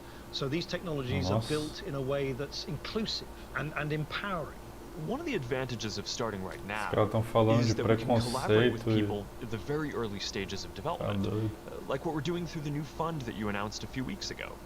Yeah, Podia fazer evento separado para isso, né? Não a apresentação principal. Investment in programs and external research with organizations all over the world, like Howard University, Women in Immersive Tech, Africa No Filter, and universities in Seoul, Hong Kong, and Singapore. Comentou, né? Facebook e privacidade. Acho que por isso que eles estão trocando o nome, né, da empresa mãe, né? Vamos colocar um outro nome para tirar pouco do estigma dos subprodutos, tirar o estigma que o Facebook tem, né, dessa parada de privacidade, né? Essa conotação negativa. These have to be fundamental building blocks, just like the other software and experiences that we've been talking about. Right. All right, thanks, Nick. So, one thing that we haven't talked about much yet is the future of hardware that will help bring the metaverse to life.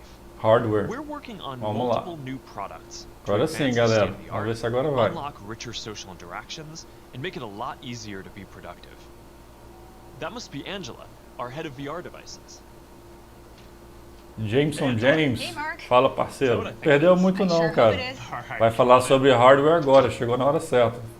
Coisa mais interessante foi o San Andreas para VR, Oculus Quest 2. Seja bem-vindo aí. That's hard to say. You know, we have such an exciting pipeline. But next year, we are releasing a new product that will push the boundaries of VR even further. We've codenamed it Project Cambria. So this isn't the next Quest. It's going to be compatible with Quest, but Cambria will be a completely new, advanced, and high-end product, and it'll be at the higher end of the price spectrum too. Our plan here is to keep building out this product line to release our most advanced technology before we can hit the price points that we target with Quest. All right, so let's talk about some of the new advances here. Yeah, sure. There's a ton of new tech going into Cambria. For example, your avatar will be able to make natural eye contact and reflect your facial expressions in real time. This way, people you're interacting with will have a real sense of how you're actually feeling. It does mean building more sensors into a form factor that's comfortable to wear for a while. And because we want VR to be for everyone, we also have to make sure avatars represent a diverse set of human facial features and skin tones, as well as paying attention to things like glasses and beards that might get in the way of some of the sensors. So that's going to be a big step forward for social presence, and I'm really glad that we're focused on making it inclusive from the start. Now, what about unlocking more mixed reality experiences? I mean, imagine working at your virtual desk with multiple screens, seeing the real desk so clearly that you can pick up a pen and write notes without taking your headset off. Or, you know, you're doing a workout with a virtual instructor in your living room. It's going to be so cool. We're already seeing the potentials of these kinds of experiences today as people are building for our pass-through API. But with Cambria, we'll be taking this to the next level with high-resolution, colored, mixed reality pass-through. We essentially combine an array of sensors with reconstruction algorithms to represent your physical world in a headset with a sense of depth and perspective. Now, we're still a ways away from exactly matching what our eyes see in the physical world, but we're pretty encouraged by how far we've been able to advance the pass-through experience so far. Definitely, but we also need to push the visuals to the next level. So let's talk about the progress that we're making on optics. Yeah, we're pushing the limits of display technology and form factor with something called pancake optics. They essentially work by folding light several times over to achieve a slimmer profile than current lenses. Now, with several optical layers, we'll need to precisely control every aspect of design and fabrication to achieve that high-quality, artifact-free display and really just deliver the best optics ever in one of our headsets. That's pretty awesome. But let's make sure that we leave some of the good stuff for next year's release, too. All right, now, I'm excited to keep building out this new product line over future generations so we can keep getting our most advanced technology into people's hands even before we can get it into our Quest product line. That's our goal. We're starting to work with developers to build experiences for Cambria as we speak, and we're looking forward to sharing so much more with y'all next year. Vai ter hardware ou não? Now, projeto interno, né? Virtual reality, we are also focused on the hardware to make true augmented reality possible. In a lot of ways, augmented reality is even harder, not just because we need to invent a completely new optical stack that's not based on screens, but because we basically need to fit a supercomputer into a pair of normal-looking glasses. So we're approaching this problem from two directions. First, how much technology can we pack into a pair of normal, great-looking glasses today? And second, how do we take the long-term tech stack to do everything and keep miniaturizing and improving it until it fits into a pair of normal, good-looking glasses? On the first path, last month we launched Ray-Ban Stories, our first smart glasses in partnership with EssilorLuxottica. They're not full AR glasses yet, but they let you take pictures and videos, listen to music, and take phone calls while you're out looking at the world instead of down at your phone. And we built leading privacy features into the glasses, like the LED light whenever you're recording, which phones don't even have. And we delivered this in the iconic Ray-Ban style for just $299. These are all steps along the path to an embodied internet. But the ultimate goal here is true augmented reality glasses. Quem comprou esse Ray-Banzão aí? And today, I want to show you an experience that Facebook we've been ficar working olhando on que você for fica olhando. Project Nazare, Complicado. which is the codename for our first full augmented reality glasses. Opa. Here, you'll see you're chatting with friends on WhatsApp and planning a game night. You can select a game, and then, as you walk over to your kitchen, you can easily just put your game onto the table and you're off.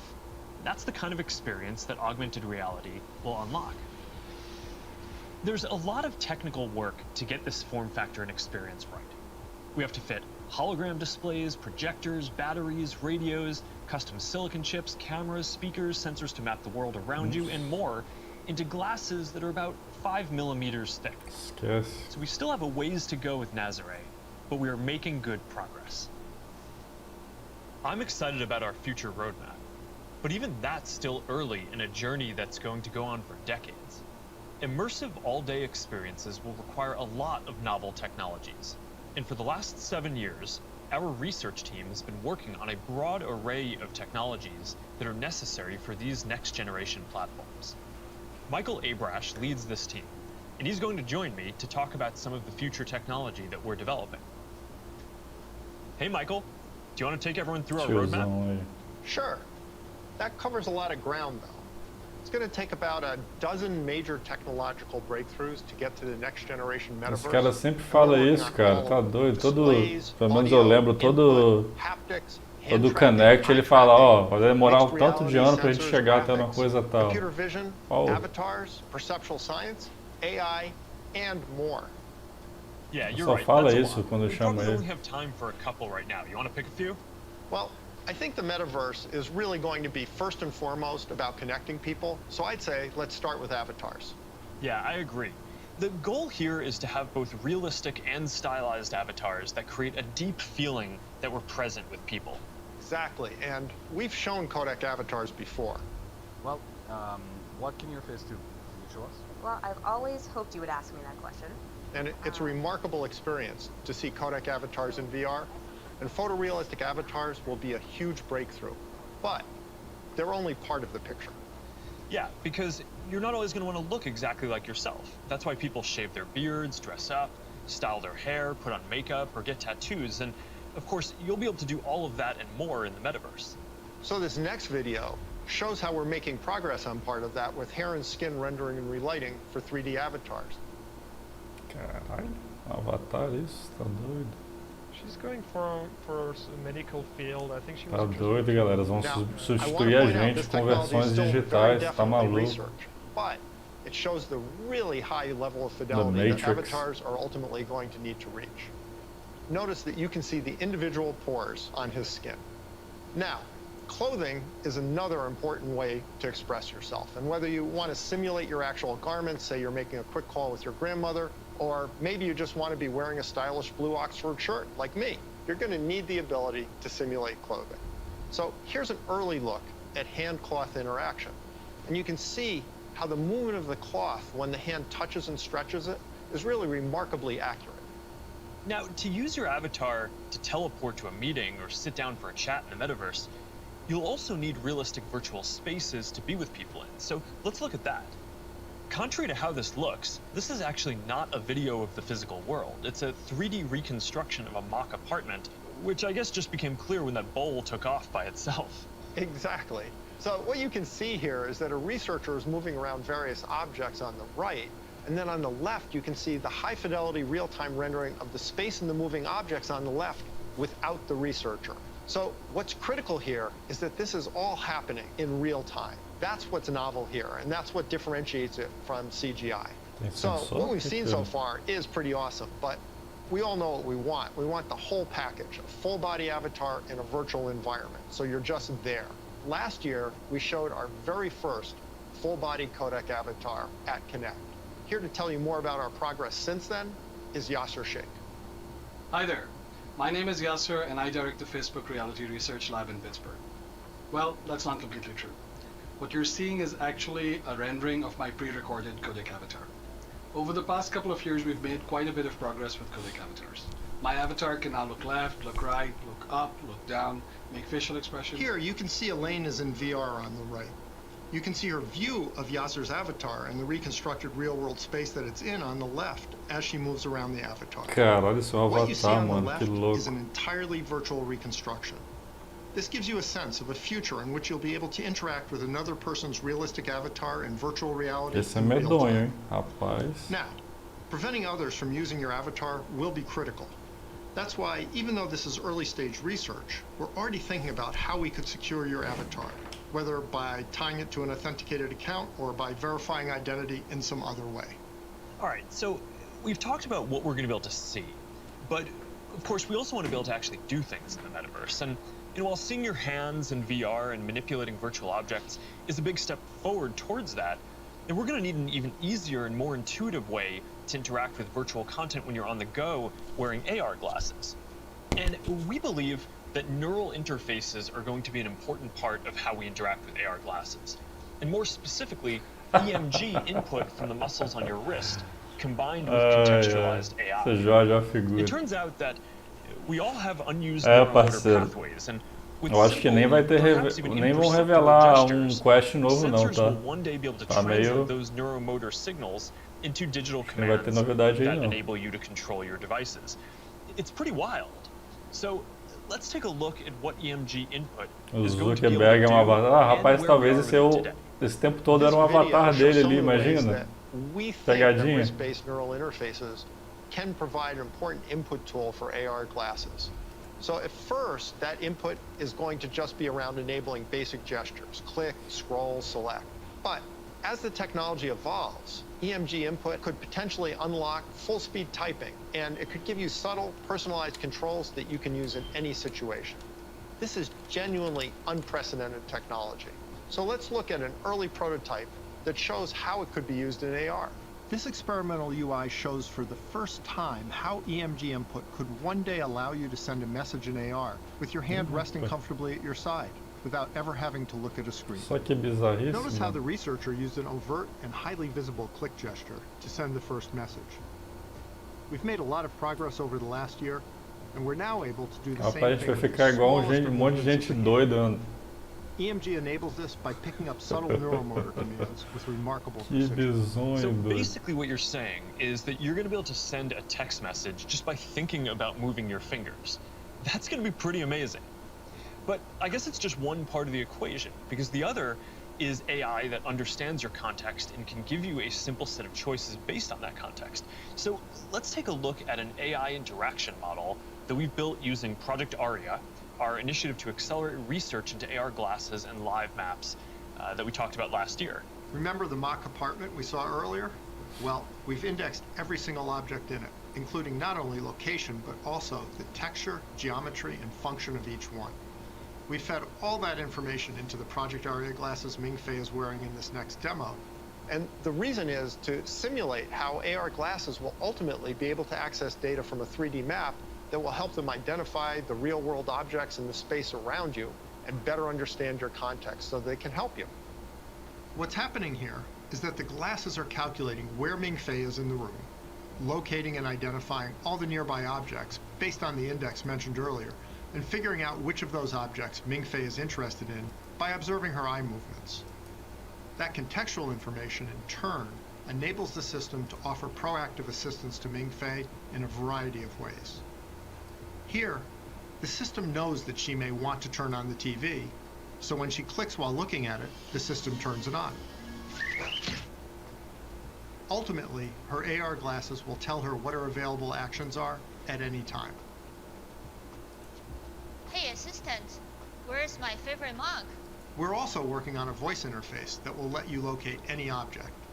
Here, the system is displaying the current location of the mug. In the future, it might tell her where it is using speech or text, or it might highlight the location in her glasses. Really, it's an early look at the sort of intuitive, low-friction interface that AI plus EMG input will enable in the future. This is how we'll all be interacting one day. Thanks, Michael. That was awesome.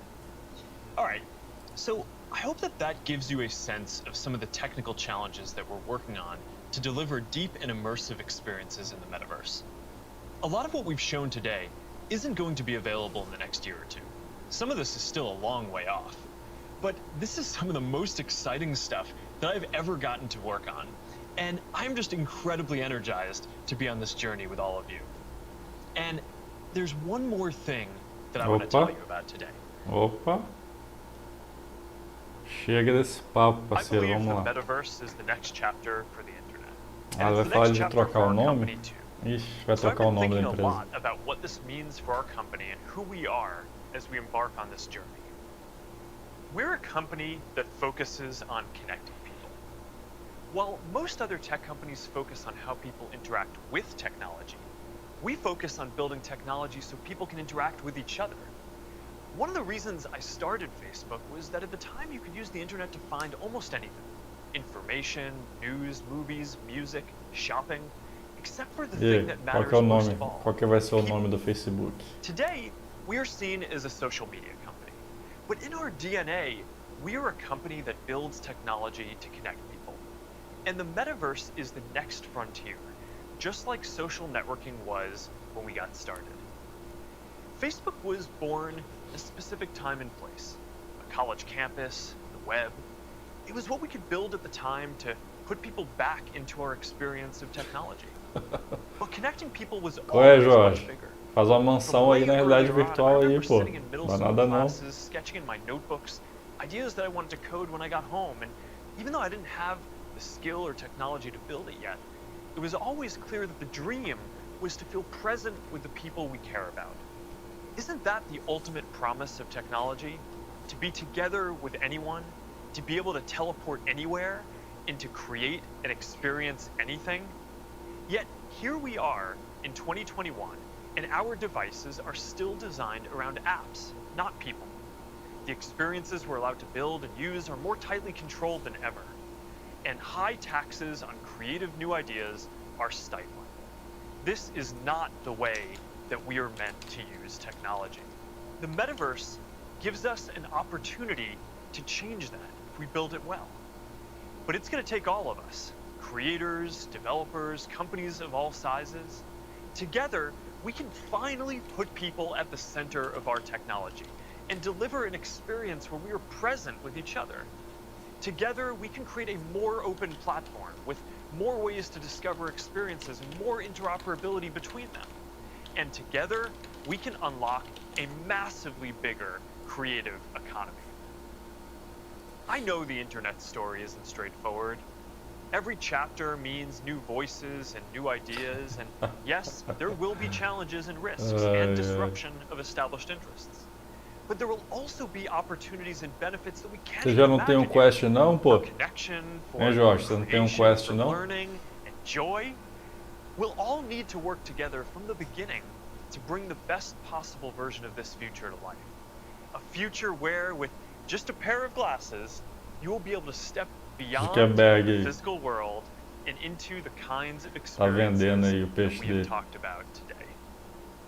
I've been thinking a lot about our identity as we begin this next chapter. Facebook is one of the most used products in the history of the world. It is an iconic social media brand. But increasingly, it just doesn't encompass everything that we do. Instagram, WhatsApp, Messenger, Quest, now Horizon, Nazare, and more. Building our social media apps will always be an important focus for us. But right now, our brand is so tightly linked to one product that it can't possibly represent everything that we're doing today, let alone in the future. Over time, I hope that we are seen as a Metaverse company. And I want to anchor our work and our identity on what we are building towards. We just announced that we are making a fundamental change to our company. We're now looking at and reporting on our business as two different segments. One for our family of apps, and one for our work on future platforms. And as part of this, it is time for us to adopt a new company brand to encompass everything that we do. To reflect who we are and what we hope to build, I am proud to announce that starting today, our company is now Meta. Our mission remains the same. It's still about bringing Eu tinha ouvido falar já de pessoal falando esse nome aí. They're not changing either. And we are still the company that designs technology around people. But now we have a new North Star to help bring the metaverse to life. And we have a new name that reflects the full breadth of what we do and the future that we want to help build. From now on, we're going to be Metaverse first, not Facebook first. That means that over time, you won't need to use Facebook to use our other services. And as our new brand starts showing up in our products, I hope that people come to know the Meta brand and the future that we stand for. I used to love studying classics, and the word meta comes from the Greek word meaning beyond. For me, it symbolizes that there is always more to build. There's always a next chapter to the story. And for us, that's a story that started in a dorm and grew beyond anything we could imagine, into a family of apps that people use to find one another, to find their voice, to start businesses and communities and movements that have changed the world. I'm proud of what we've built so far and excited about what comes next as we move beyond what's possible today, beyond the Nome é constraints of maneiro, né? screens, Mas... beyond the limits of distance and physics, and towards a future em where português everyone talvez can não be fique present tão with each legal, other, mas... create new opportunities. It's a future that is beyond any one company, that will be made by all of us. We've built things that have brought people together in new ways. We've learned a lot from struggling with social issues and living under closed platforms. And now it is time to take everything that we have learned and help build the next chapter. I am dedicating our energy to this more than any other company in the world. And if this is the future that you want to see, then I hope that you will join us. Because the future is going to be beyond anything we can imagine. Meta, mas meta devagar. Ai, Jesus.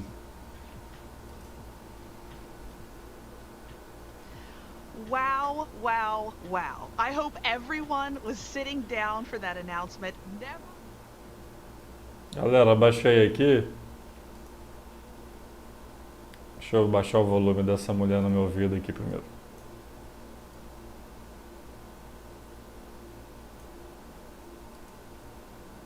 E aí, galera, o que vocês acharam aí? Deixa aí no chat aí. Felizmente nada tão grande assim. O mais legal que eu achei foi claro, esse VR novo, né, que é só um protótipo interno. Isso é bacana, mas nada, não tem previsão nenhuma pra gente aqui, né, para consumidor. E o mais legal foi o San Andreas, né, para realidade virtual, feito pela Rockstar. Isso é bacana. James, não teve nada de Quest Pro, parceiro. Só falaram de um protótipo deles mais avançado, que tem câmeras melhores, né, de realidade aumentada. Tem a possibilidade de rastrear a expressão facial. E é isso praticamente que teve.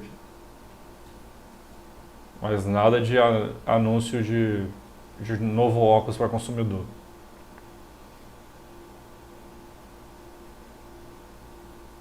Acabou então, galera. Putz. Cara, o Quest faz 1 ano só que lançou, tá vendendo pra caramba, atualizaram ele faz uns 2 meses com a versão 128 GB. Então, não sei o tanto que eles poderiam melhorar e tá no mesmo preço, né?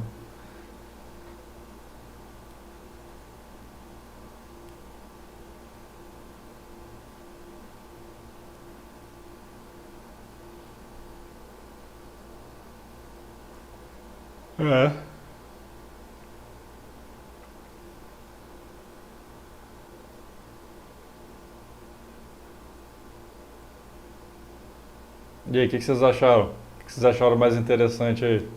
Teve muito, né? Foda.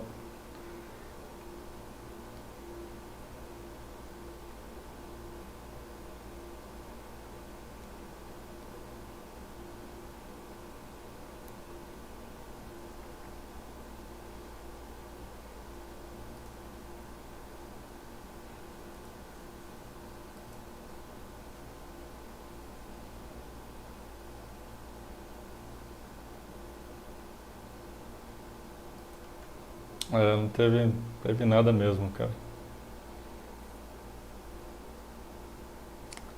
É isso aí, Toy BR. GTA San Andreas foi melhorzinho assim, né, pra gente que tá aqui pelo entretenimento do Quest, né?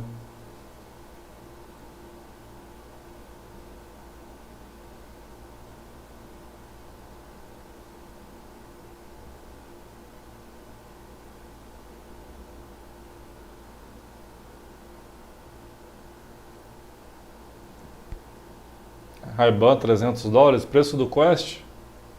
É, um Ray-Ban é caro em si, né? Por esse preço e ter essa tecnologia de poder tirar foto, não é tão ruim assim.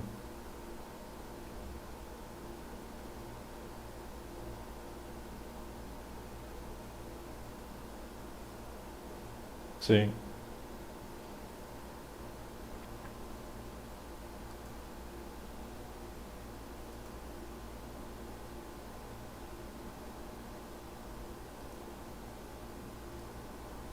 Stay on the Reality Labs page and after the break, have your pencils ready, or just sit back and enjoy the stream with the Dream Team. The Dream Team stream. All for Connect's 2021. Bom, galera, eu acho que eu vou saindo aqui. Não tem muito que a gente pode bater um papo, né? Não teve nada tão interessante assim pra gente conversar. Talvez mais tarde eu faça um vídeo resumindo, né? Pelo menos o que eu achei de interessante, de mais interessante. Faço um vídeo resumidozinho aí. A live em si, a maioria das coisas foi falando sobre o metaverso, o que vai ser no futuro e tal. Nada muito específico aí do nosso interesse. Beleza? Obrigadão aí por todo mundo que apareceu aí. Rodolfo, Anjo, Toy, galera que tá comentando aí, Jorge, Jameson, o Rafa, né? PSVR Rafa que passou aí mais cedo. Obrigadão, brigadão, brigadão mesmo. E é isso daí, galera. Vazei. Até mais.